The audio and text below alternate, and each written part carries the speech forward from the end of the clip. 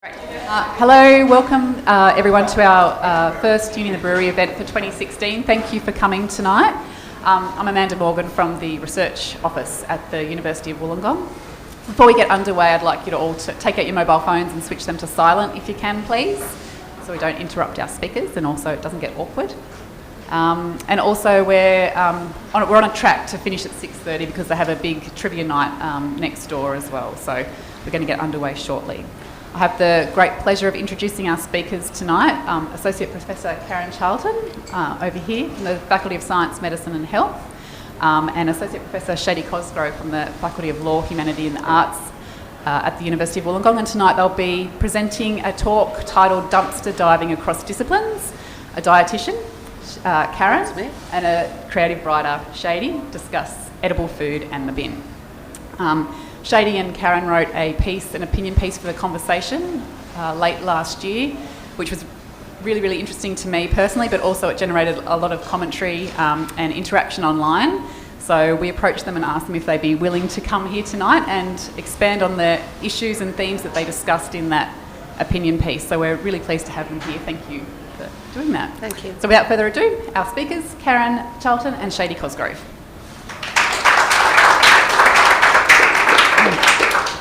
Thank you. We're going to go back and forth. So I'm going to kind of do some talking, and Karen's going to do some talking, and then I'm going to do some talking, and then Karen, and then we're going to have actually a conversation, a bit of dialogue taking place. It's going to be scintillating, I'm sure. First, though, I would like to thank Amanda, thank you, and I would like to thank Vicky, and kind of honor the traditional owners of the land that we're here on. And with that, I'm going to start with reading a section that kind of started this off. So this was something that I adapted later for the Conversation article that we worked on, and it's a non-fiction account, so it's true. This took place of something that I've done for research that for a novel that I'm working on. So without further ado, I'll get into it. So I'll read this, and this is just kind of to set the scene. 9:15 p.m. on a Sunday. I'm parked on the street in front of Aldi Wollongong. The lot is empty, the sky threatening rain. I've been waiting for 15 minutes, scanning my phone, peering up the street. Inside the supermarket, the fluorescent lights are dimmed, and I imagine ghosts patrolling the aisles, trolleys moving with slow deliberation. A siren sounds nearby, and I jump in my seat, scanning the rearview mirror. Just a fire engine. Finally, a car pulls in, then another. My heart is thumping, my hands clammy. I turn the ignition and follow them. We circle round to the dumpsters on the far side of the lot, and I park next to the Toyota, one space between us. I unroll the window. Anne, I ask? A woman with brown hair says, nah, but she told us you were coming. Hope it's good, we haven't had much luck lately. Her friend in the passenger seat nods. I get out and introduce myself. They're friendly, early 20s. I make small talk about my kid and realize I'm signposting my age. I try to think of something else, anything else, but everything keeps coming back to my 4-year-old and how excited he is that I'm dumpster diving. He's hoping that Aldi have had a toy cull. After a moment, Anne pulls in. She's younger than I expected from her text messages, probably early 20s too. She's a friend of a friend of a friend. I put a call out on Facebook and her details were passed on to me. The women from the other car join us and more introductions go down. There's about 6 of us now. Some are wearing scrubby flannel shirts. A couple are dressed in black. One of them has a headlamp. Is it always women, I ask? Heaps easier with security guards. Better for getting into the dumpsters, too. I'm surprised. This flies in the face of all the ethnographic research from Europe and the States that says dumpster diving is male-dominated, and I'm struck with love for the tough Aussie woman who's not afraid to climb into a garbage bin. How long have you been doing it? Some, like Anne, have been going for a few years, others a few months. While we're talking, the woman with the headlamp stakes out the dumpsters with her friends, and she comes back, shrugging. Nothing but rancid meat, she says. Anne asks if it's fit for her dog, but the women don't think so. And then we're talking about where to hit next, and I'm reminded of Saturday nights in the small town where I grew up. Teenagers meeting in the bank parking lot, cruising for parties. There's the same fear, too, of cops, store managers, security guards.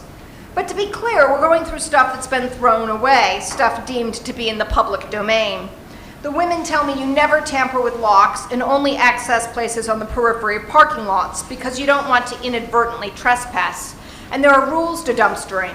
You never make a mess, you never take more than you need, and you never stay if you're asked to leave. We decide to hit Ferry Meadow Aldi and drive en convoy along Corrimal Street.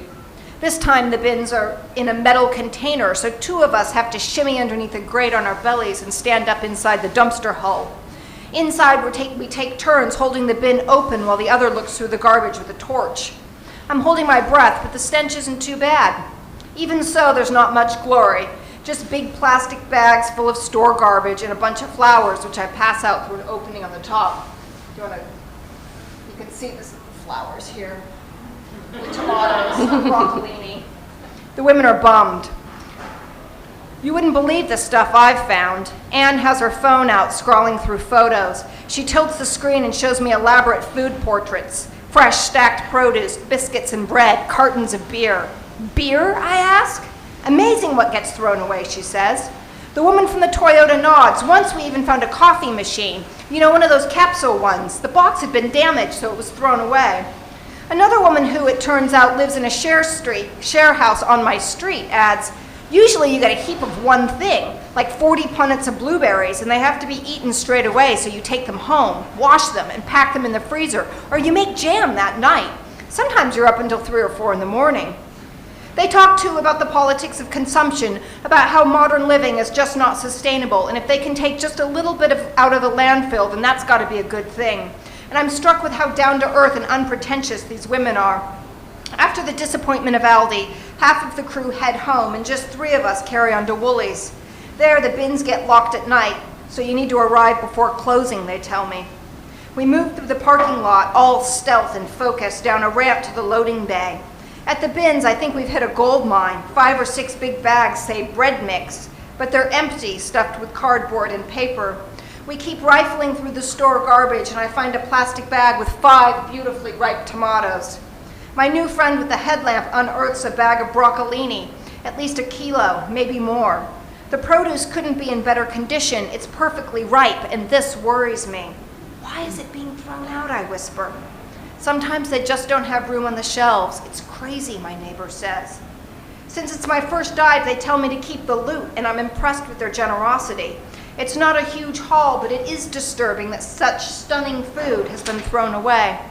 I give my neighbor a ride home. I'm so giddy I keep misplacing things, my keys, my gloves, and she laughs. It's easy to get hooked. She's right.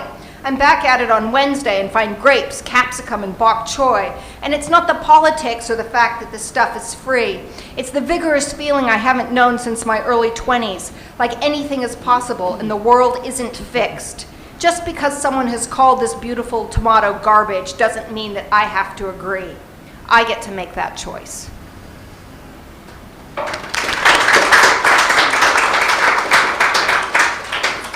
Thanks, Shady. Shady's a very hard act to follow, but I'll do my best. So what does the dietitian say about this? I mean, I feel quite pumped up right now, actually. We could all go straight after this. But what does the dietitian in me say? And I have to put this up front, otherwise I'll get bamboozled by my profession. But the first question is this food safe to eat? It's exciting, it's free, it's a thrill. Is it safe to eat? And we know that in Australia there are many, many food poisoning incidents per year.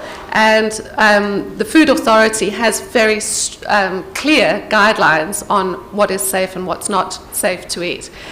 And it's a little known fact, but 5.5 million Australians a year are affected by food poisoning incidents. And of course the high-risk foods are those that are high in protein. And Shady did say that they tend not to touch the meat, and that's really important. Meat and seafood, the high-protein foods that need to be refrigerated, they're probably a no-go for any dumpster divers out there, just because they're much higher risk of bacterial contamination. And nature is absolutely wonderful because if you have a look at that tomato at the top, you can easily see if something is spoiled and past its best date. However, in the case of some of the nasty bacteria, there may not be any sign or smell or any decay in the food. So how do we know what's safe to eat? Well, there are rules about labels that have to go onto food. And the two labels you'll see on foods are use by and best before. Use by means that food has to be eaten by that date. Otherwise, it is at risk of not being safe. So these tend to be the perishable items. But you can see from this slide that 40% of European consumers don't understand this meaning. And I would guess that it's the same in Australia. The best before is a little bit more fluid. Best before just means if you want to consume that food in its best quality, you should eat it before that date. It doesn't mean that after that date it's unsafe. It just means in the case of bread, biscuits, cake, those kinds of foods, it may be a little bit stale. So in the dumpster dive, anything that's still within best before or just after is probably safe as long as you wash it, in the case of fruits or veg. So that's the first fact. I've put some pictures up here of the use by, which you can see on ham, and the best by, which you can see on the dry nuts and so on. And then you get something that has a baked date, and those are things like bread, because bread has a shelf life of 7 days. So again, if you're willing to eat mouldy bread, it's not going to be harmful to you. It might just not taste very good. So that's the first issue about the safety. The second fact I'm going to give you is about the food system. I would like to put out to you that the food system is broken. The food system is broken because 40% of food that is produced globally is wasted. It's either eaten by vermin, it's spoiled, or it's wasted at various points in the food system. And these are just typical pictures of landfill. What do I mean by the food system? I mean anything from paddock to plate. So all along the chain of the food system is the potential for waste. If you lived in a developing country or a low-income country, a lot of the waste occurs at the food production level because people can't get their produce to market, or they don't have roads to refrigerate the produce to get it to where it's got to go. Here in Australia, this is probably where we're talking about. Sorry, I can't find the green thing. Never mind. This is where we're talking about. The supermarket, so once the food gets to the supermarket, but most of the waste occurs in the household by the consumer. So the food system is broken because 40% of food produced is wasted. So I'm going to give you some shocking statistics because I think it is actually a national scandal. Here in New South Wales, on average, and this refers to all of us in this room, we throw out over $1,000 worth of food each year. This is in our households. If you multiply this by the number of households in the country, this amounts to $8 billion worth of food wasted per year. Now, all that talk about GST and should we add GST to foods that are already exempt, I propose that if we could try and recover some of this $8 billion worth of waste, we wouldn't need to be talking, or the politicians wouldn't need to be talking about adding GST to foods which are already exempt. 40% of your garbage in your rubbish bin is food or food waste. So these figures, I'm just going to go through them a little bit more detail because I do actually think we need to sit back and say, hey, what's going on in this food system of ours? So I've taken these cartoons from a website which I'll refer to once I've shown them to you. But I think we really need to be carrying this figure. I've been carrying this figure around in my head for the past couple of days, and this is a lot of money, $1,000 per household. On average, this could pay somebody's electricity bill for 6 months, or it could feed an average household for an additional month. $8 billion, that's, I mean, nobody's looking shock horror. I mean, I think it's actually shock horror. And there's a breakdown, there's some quite good information on what constitutes that waste. But the big question is why? Why do we waste so much good food? And I would like to suggest that it's probably because of time issues. Most of us are busy people. We may not cook the meal that we'd planned to cook with the produce that we've bought. We might pick something up on the way home. A lot of food is thrown out because people think the best before date is actually the use-by date. So I think a lot of food gets put into the bin that otherwise doesn't need to be put in the bin. We're not very good at using leftovers.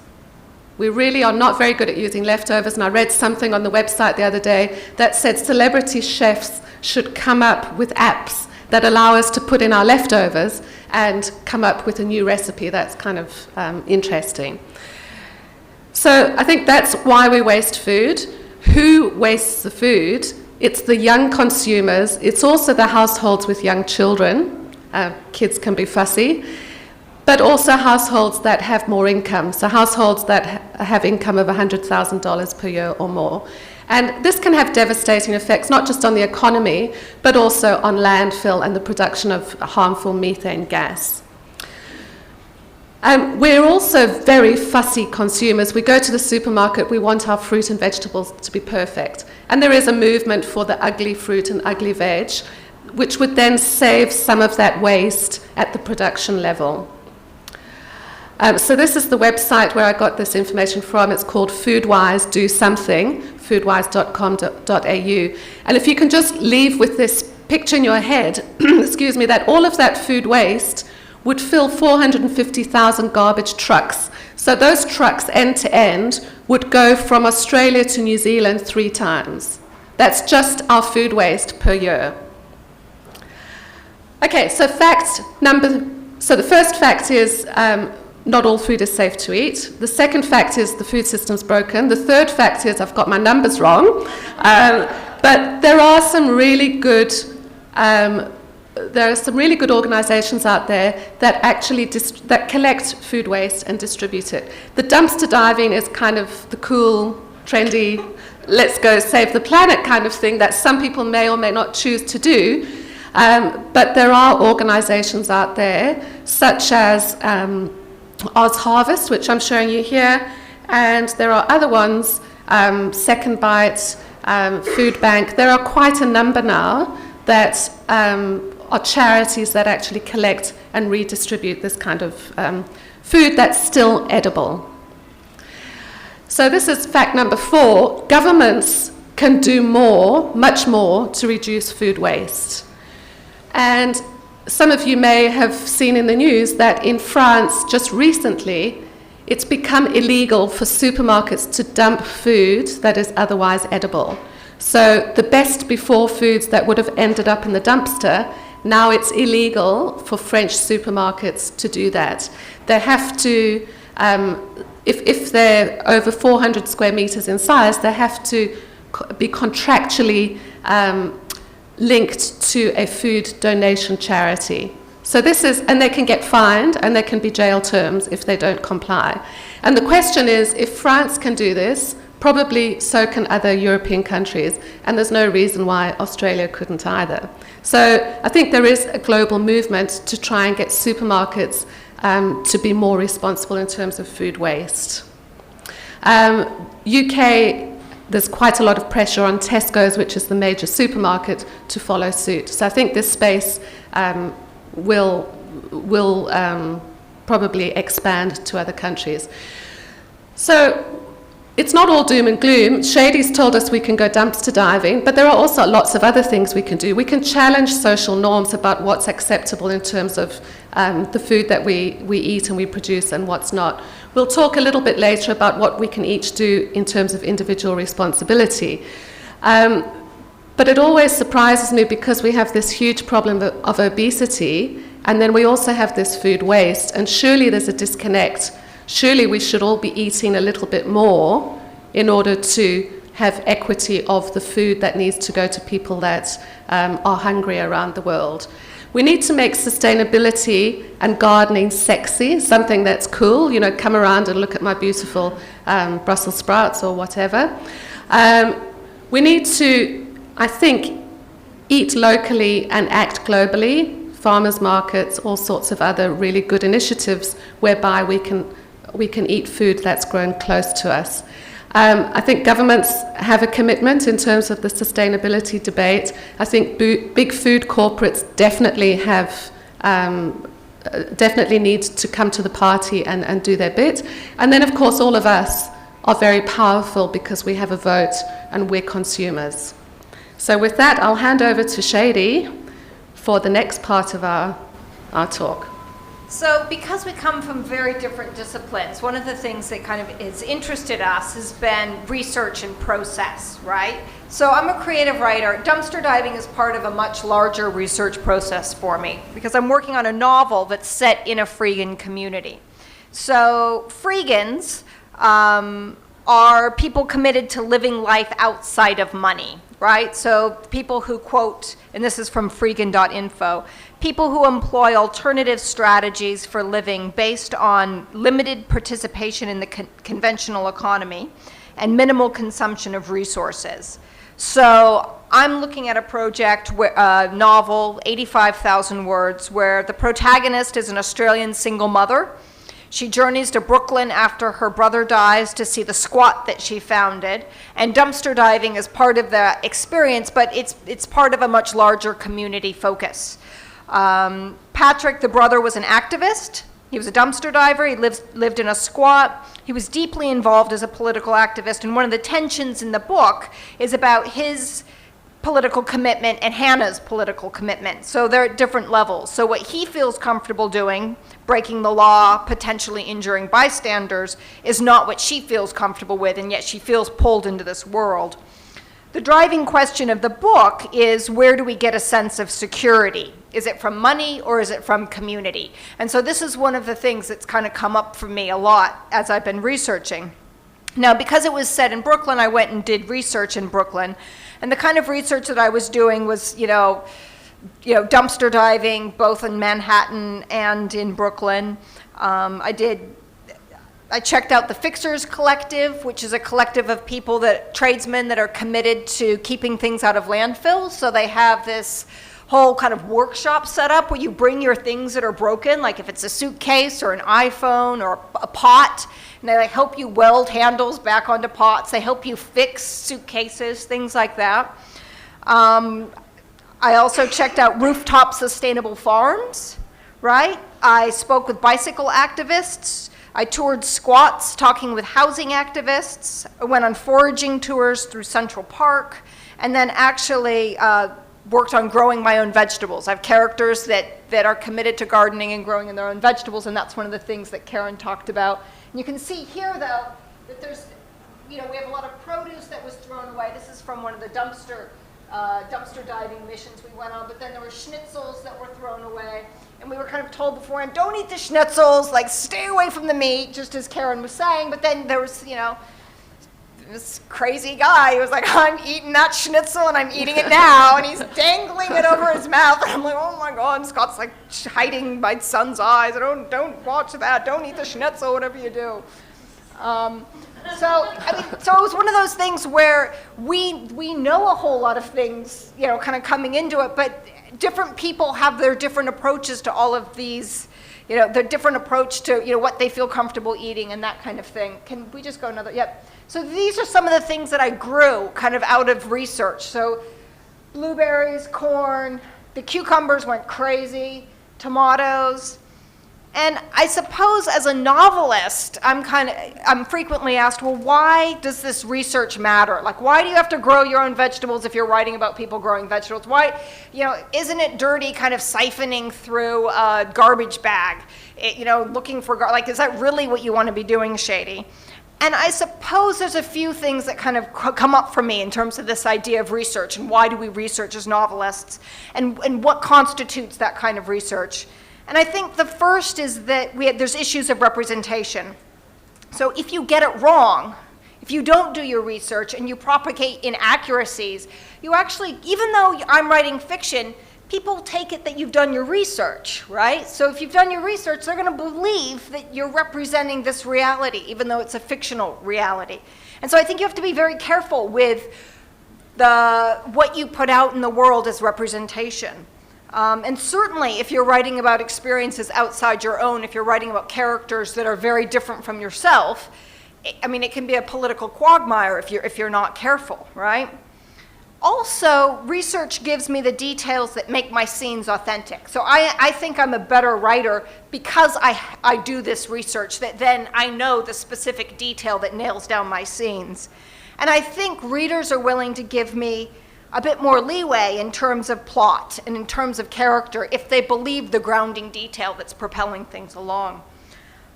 Even just the details like how big are the bins, right?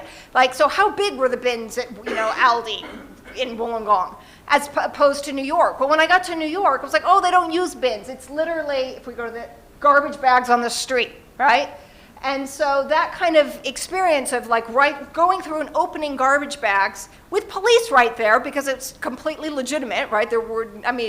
Here I was a little nervous because it was my first time, but in New York they're like, oh, hello, officer, and you're like, oh, leave it nicer than you found it, of course, sir, and kind of going through, and then we'd line all the food up and kind of go through it, and then a lot of it we'd take back home, and then you take it home and you look at it. They were very clear, the people that I was dumpster diving with, that you make sure you clean it in vinegar, make sure you wash it, check it out. If you're suspicious, don't eat it. It's not worth, getting sick over. And I have to admit, I never got sick, so hooray. And I suppose that these kind of concrete details, what's interesting in terms of thinking about research and thinking about writing and thinking about Karen's research is this, for me, the idea that the research actually changes who we are as people. So my relationship to food waste has changed as a consequence of actually doing this research for a book. So I was interested in kind of alternatives to capitalism and how we can break that down. How do we explore that? And then by kind of, okay, well, if I'm going to write about freegans and I'm going to write about dumpster diving, I need to do it. And then that actually then transforms my own relationship as an author, as a subject, in terms of my relationship to food waste and dumpster diving and things like that. And I thought that I might just close this section with a quote from Don DeLillo when he's talking about research.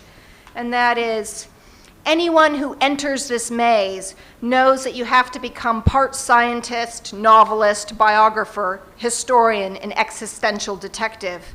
And, as he said, as I read that, I was like, I like that. I like this idea of the writer as an existential investigator trying to illuminate the human condition, and that research, whether it's walking down the street or scampering in a bin or, interviewing foragers, or talking, checking out what's growing wild in Central Park, that it's this detail that will impact readers. And so in this search, kind of both the text and the author is under construction. So that kind of through doing research, we figure out the books that we're writing, but then we also figure ourselves out, and that we're both under construction. Thank you. So I'll just give you a little bit of my journey of why I'm interested in food security and in food waste, and why I do what I do. Because when we first started talking about this, I thought I was very, very different to Shady, or I thought Shady's approach was very, very different to mine. But actually, we have quite similar metrics that we work within. As a scientist, and especially as a nutrition scientist, because the information that's put out is often controversial and comes from people that probably or often do not have qualifications to make major statements that they make, we have to be really, really careful what we say in public, and we need to actually back up all of our statements with evidence. But taking a step back, I'm interested in food security because I feel inequity in the world needs to be redressed. I've got a picture here of African children. You might hear from my accent that I come from South Africa. I grew up in Botswana, Zambia. I've spent all of my life just about in sub-Saharan Africa. And there's no such thing as freegans in Africa. People can't afford to be freegans. There is, let's rummage through the bins because this is the only way we're going to get food for our family today. So I think the sociology and the kind of idealisms are really interesting, but for me it seems like even more of an inequity divide is happening. And I actually think that no child on this planet should go to bed hungry. And I feel that we have enough food. It's just a matter of researching ways in which we can do things better. The planet is going to the population of the planet is still increasing rapidly. By 2050, we're going to have 9 billion people on this planet. That means we're going to need 70 to 100% more food than we produce today. So we can't afford to keep wasting the amount of food that's being wasted. I actually think it's just dreadful that we're wasting $8 billion of food per year, and we've got 870 million undernourished children around the world. There's a disconnect. So that's why I am very interested in food security and what big issues we need to do as individuals and members of society and as a nutrition professional in order to influence what policies come about. Some of you may have heard about the Millennium Development Goals. This was the United Nations' effort to try and reduce inequality, try and reduce poverty and hunger. And so within a 15-year period, they aimed to eradicate extreme poverty and hunger. That was their first target out of 8. And last year, the 15 years of the Millennium Development Goal timeframe expired, and they made a big song and dance. The United Nations said, oh, well, actually, we've cut poverty by half since 1990, and let's continue with this. However, what they didn't say that in some parts of Asia, there's been sort of 95% reduction in poverty, but in most of sub-Saharan Africa, this has not happened to such a degree. There's still about 43% of people still living on less than $1.25 a day. So I think there is still a lot of inequality in the world. So these pictures are taken in Cape Town when I used to live in Cape Town, and these are common sight. Cape Town is, I would say, the most beautiful city in the world. However, South Africa has the biggest Gini coefficient, so the divide between rich and poor, out of just about any other country in the world. So this is on the outskirts of Cape Town, and you can see the extreme poverty that people live in. You can see that people are cooking on the streets and actually selling their wares. So I guess, I love the debate, and I love the idealism, and I think we all can do our bit. But when it comes down to food security, I kind of ask myself the question, who can afford to be freegans? And when we're talking about food security, which I guess we've all kind of heard that term because it's bandied around a lot by governments and policymakers, one of the definitions of food security is being able to access sufficient food at all times in socially acceptable ways. And for some people, perhaps dumpster diving would not be considered a socially acceptable way. And I think also here in Australia, we have food insecurity right here in this very rich country of ours. The latest figures are that about 3.5% of the population is at some time within a 12-month period food insecure. In other words, they ran out of food and they can't afford to buy more. If we look at certain sectors of the population, like the indigenous population, that figure's 22%. So again, it's another scandal. Like, why? Why is that happening? In terms of freegan, what comes to mind is the person rummaging through my bin on bin day in Cape Town. That person is looking for food for their family. There is a term, people used to be called scavengers. Now that term is no longer used, and the term is called waste pickers. And in developing countries, it's been recognized for quite some time that the informal collection of food and food waste should be recognized more because it's actually contributing back to the economy. And this picture of a woman in Hong Kong, she's actually throwing water on the cardboard to make the cardboard heavier because they get money for cardboard by weight. This picture is from Jakarta, and this is the biggest municipal solid waste disposal site. And waste pickers collect 100 kilos per day per household. That's a huge amount of solid waste. But unlike freegans who are more into recycling and not wasting and not putting their footprint on the planet, waste pickers are not collecting stuff that can be recycled. They're actually collecting stuff that was destined for incineration or landfill. So back to research and research process. As I say, we have to work within very confined rules in order to, publish our research in international journals. And this was a paper I published in, I think, 2001 on food poverty or food insecurity in 28,000 households. I worked with an economist. We got this lovely publication out that showed 43% of households were food insecure.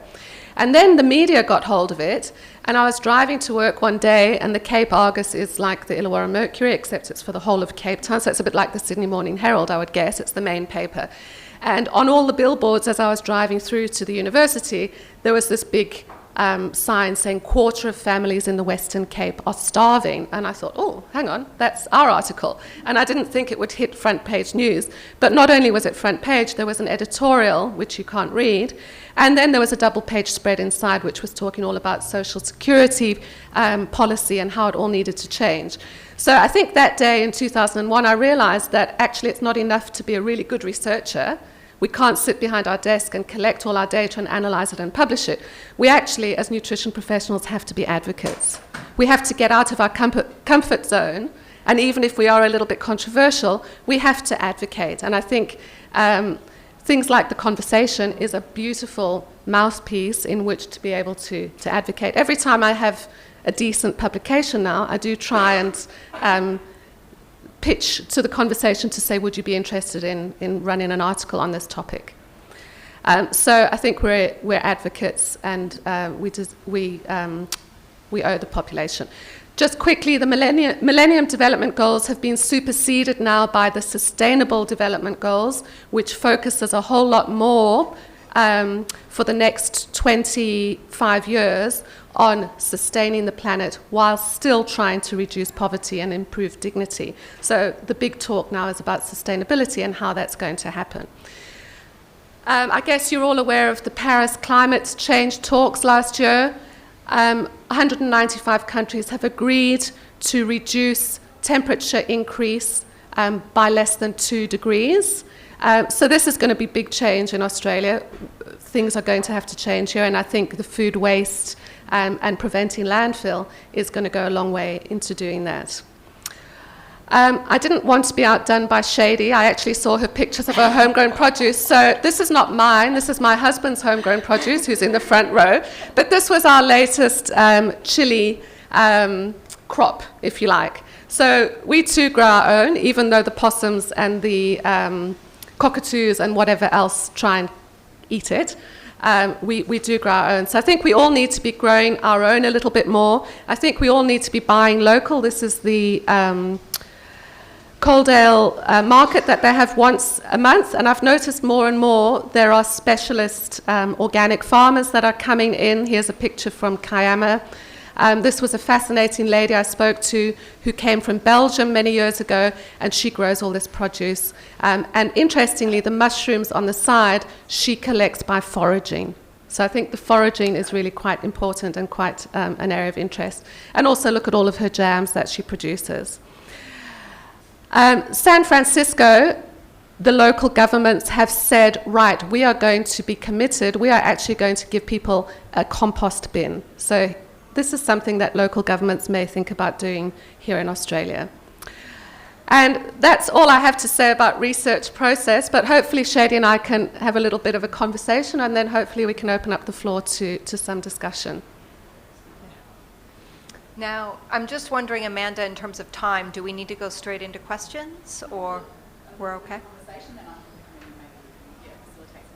Okay. Wonderful. Well, I thought we might start off by just telling you how this unlikely relationship came about, because you can see that we're quite different. Shady's the exciting, I don't know, and I'm the boring old scientist.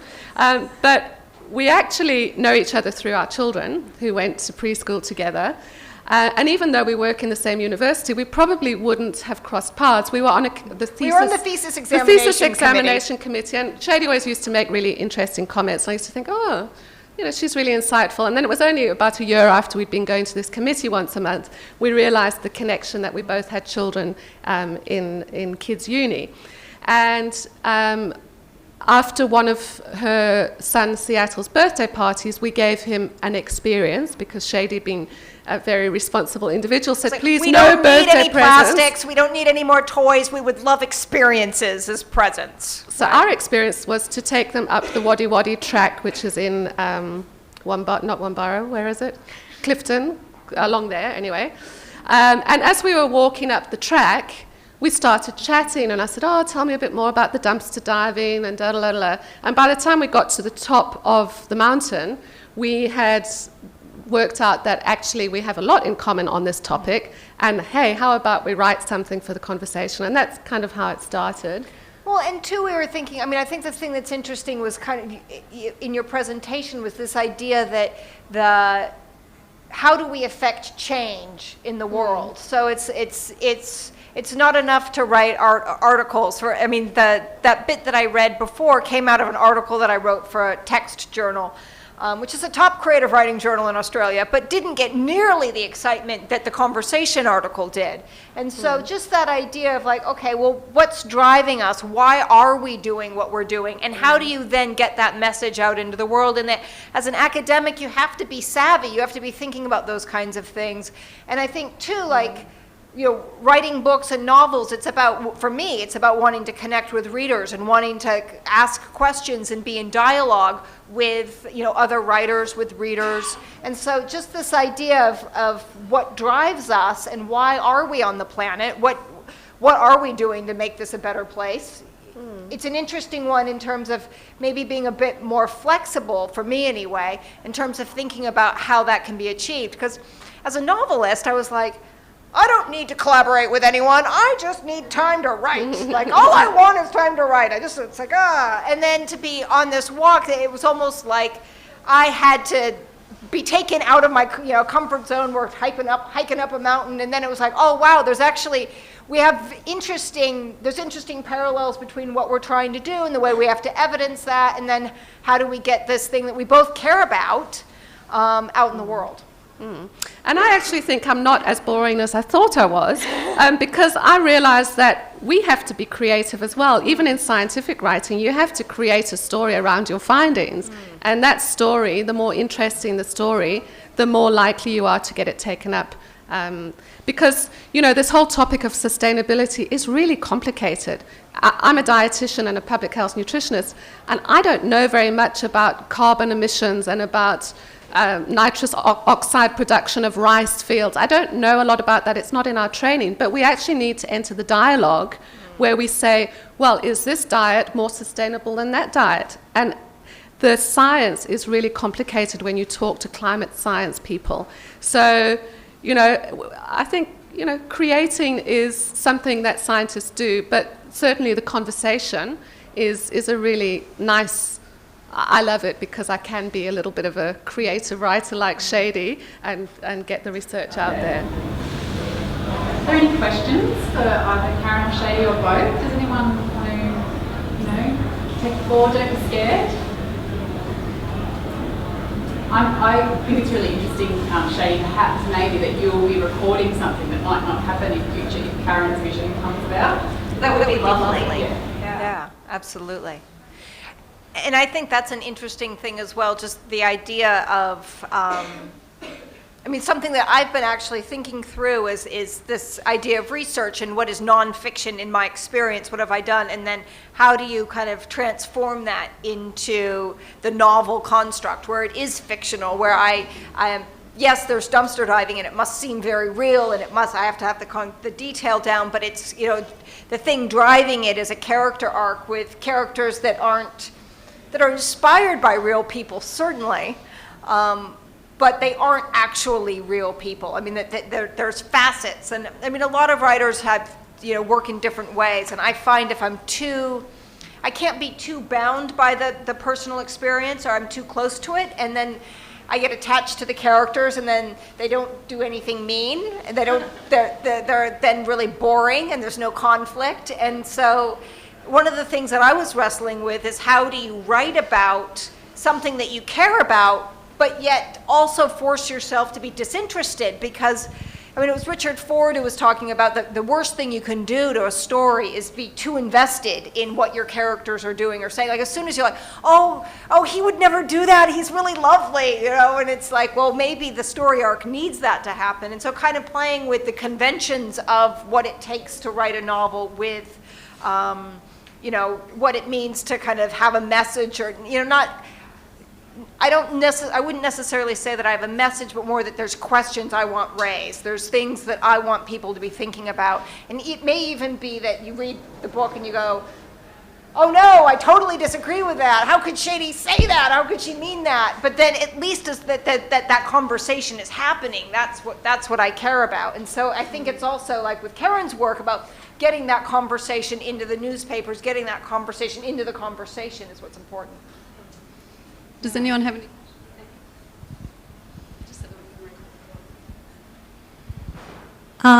So obviously we're all really passionate about this, and I know there's many more people that wanted to come, but you were maxed out for space. But like, how do you get? Yeah, no, there's an empty row. But how do you get people to care? So I'm like, we're people that care, but how do you get populations to care? So I guess my case example is like, without fail, every week I can go through the rubbish in my apartment bin and take non-recyclable stuff out of the recycle bin and put it in the general waste bin. So that's not related to food or anything, but it's just like people don't necessarily care enough. So how do you motivate that to reduce food waste? Because a lot of our waste is at that household level. Thank you for doing that. Just before Karen, just thank you. She's one of our public health graduates. I think I taught her, I can't remember, but she's really good. She's doing her PhD. She's a very smart girl. Can I, well, I know, but you're doing it something to do with sustainability. Can I just answer quickly and then I'll let Shady? No, you go for it. Okay. I mean, I think a really good example of getting people involved maybe is looking at the Stop CSG Coal Seam Gas initiative. And, you know, I was actually going to show a picture and Shady said, no, it's going too much off topic, so I'm glad I can talk about it now. I mean, you may have seen that sort of human, what do you call it, where people sit on the beach in Ostermeer. It happened a couple of years ago, and they got 3,000 people making Stop CSG, and a helicopter took a picture. I mean, that advocacy group has actually had some real wins in stopping major, huge, exploration companies from mining coal seam gas in this region. So I think, sometimes we think, oh, it's just too hard, but you have to create almost like a public outcry. And two other examples which have actually resulted in very quick change. One was using live bait in the greyhound industry. I mean, that was dealt with immediately. Laws changed and all sorts of stuff. And the other one was the live export of cattle to Indonesia. People were horrified. I think a lot of time people just don't understand or aren't aware. And that's why I think, those statistics of the 8 billion, I think it's shocking. We should have them plastered all over our supermarkets. Yeah, but it's a good question. And it's up to you guys. You're the young, up-and-coming generation. You need to get your peers involved. But it's very much a me generation or an I generation, so it's quite hard because people are just sort of, about the me. I think we've got time for one more question, if anyone has. Yeah. No? Yes. Hi. My question was more in regards to the conversation because you didn't get to talk too much about that. But I'm wondering maybe more on the negative side, what kind of responses you had and what kind of feedback you had to the pitch and the article. I can imagine there would have been a certain amount of negativity surrounding the subject. Yeah, I mean, Karen can talk to this as well. I mean, there's certainly people that are worried about food poisoning and things like that. Then there's people, oh, gross, yuck, for me, what's interesting is that you can have the exact same item, and depending on whether or not it's in this kind of square-shaped thing on the ground or this, it suddenly becomes trash, that it's not trash if it's outside of the bin, and then as soon as it's in the trash. But that point, I don't know, people were, there was a lot of support for the article, and then there was also people that were worked up about, but it really came down to just kind of a squeamishness and then worried about food safety, really. That was. Yeah, I immediately, one of the first responses was from the New South Wales Food Authority that said, oh, by the way, food poisoning, and we kind of preempted that in the article. We did say, up front about the food poisoning because I knew that I'd get hammered for that. I think, I mean, just doing my own, talking to my friends kind of research, some people think that freeganism is maybe opting out. So maybe some people might think, well, you're not taking from society, but you're also not putting into society. So I think there might have been a few comments, the word bludger comes to mind, and that kind of thing. Because not everybody believes in that kind of anti-consumerism. People believe that you need to work and contribute to taxes in order to live in a country that operates like this. So I seem to remember there might have been a couple of those kinds of comments. Which, in response to those comments, I would say, and I suppose also, I mean, this is something in terms of like the larger politics. Like, of course there are starving people, and we need to think about how food is distributed in international terms, of course. Like, I don't know any freegans that would argue against that. I suppose, though, if you're rescuing food that's being thrown out, it's been thrown out. Like, it will end up in the garbage. It's about keeping it from ending up in the garbage. So I don't think that they have to be mutually exclusive. I think you can care about an international politics and also be thinking about how can I reduce waste and how can I rescue food. I mean, Hidden Harvest has done some amazing work here in the Illawarra, as has up at the Thirroul Community Center. There have been soup nights with huge vats of soup where it's incredible. It's beautiful soup that we're eating, and we're watching movies, and all of that food has been rescued. All of that food would have been thrown away. And so I don't think it has to be an either or. So to the people that had those kinds of issues, I would say, well, the food's being thrown away. Like, of course you can care about of course you should be working towards, larger issues in terms of poverty and hunger. Like, there's no debate about that. But I don't think that undercuts the need to be thinking about how we're using waste individually as well.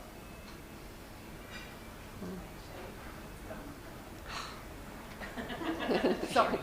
Oh, no. You did really well. Can everyone give a round of applause for Karen and Shady? Thank you for presenting today.